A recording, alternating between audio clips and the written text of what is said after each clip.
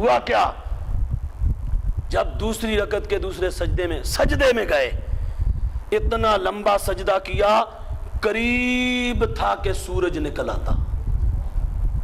جب اٹھے سلام پھیرا، بات بڑی دلچسپ ہے، سلام پھیرا تو خواجہ شاہ محمد کہنے لگے حضور سجدہ اتنا لمبا کیوں کیا ہے؟ صوفی سمجھتا ہے صوفی کی طبیعت کو۔ میں ان لوگوں کے پیچھے کھڑا ہوں، انہاں پیچھے الحمدللہ، اور میں ان کی دہلیز اس گرد راہ کو سلام کر کے چلتا ہوں الحمدللہ۔ تو خواجہ قمر الدین سیالوی رحمۃ اللہ تعالیٰ علیہ، آپ نے کہا حضور چھوڑیے، نہیں چھوڑا، کہا پھر ایسا ہے کہ تجھے ہماری جو ایک تمہارے اوپر سیادت ہے کہ تمہارا وہ مرشد خانہ ہے، میں اس کا واسطہ دیتا ہوں، مجھے بتاؤ کیوں سجدہ لمبا کیا تھا، بتاؤ۔ خواجہ قمر الدین سیالوی فرمانے لگے آپ نے بڑا ڈاڈا سوال کر دیا ہے، لیجئے پھر حضور سنیے۔ سجدے میں گیا، اپنے آپ کو جنت میں پایا۔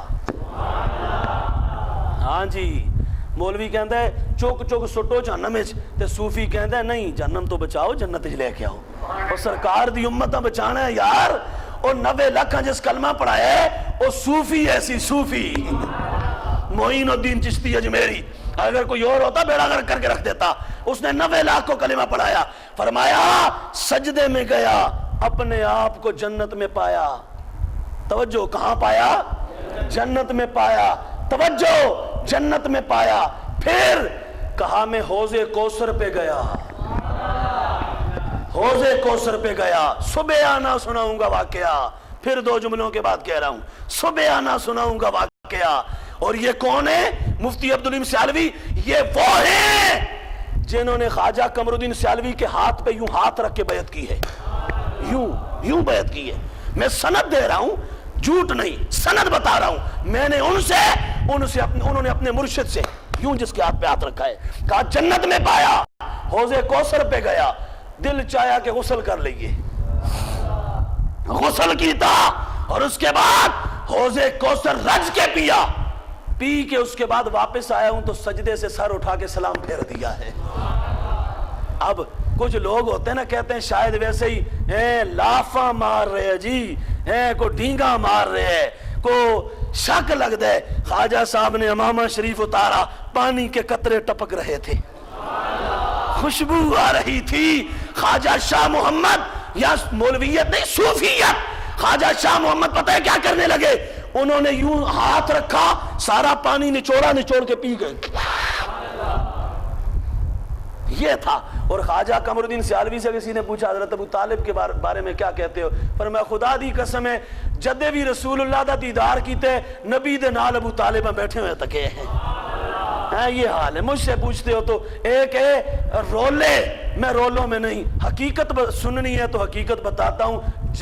جب بھی رسول اللہ کا دیدار نصیب ہوا ہے نا، رسول اللہ کے ساتھ بیٹھے ہوئے پایا ہے، ساتھ بیٹھے ہوئے دیکھا ہے۔ تو بہرحال بات آخری یہ کروں کہ آپ واپس پلٹے، پہنچے، کعبے کا طواف لوگ کر رہے ہیں، وہ مصر سے ہو کے واپس آنے لگے۔ اس مشرم نے کہا جائیے محمد عربی سے میرا سلام عرض کیجئے گا، اور انہیں یہ عرض کیجئے گا میں آپ کے غلاموں میں ہوں، قیامت والے دن مجھے اپنے غلاموں میں اٹھانا، میں آپ کی نبوت اور رسالت کو اور اللہ کی وحدانیت کو ماننے والا ہوں، میرا سلام عرض کرنا، اور تمہارا بیٹا پیدا ہو تو وہ ولیوں کا بادشاہ ہوگا، اسے بھی میرا سلام کہہ دینا۔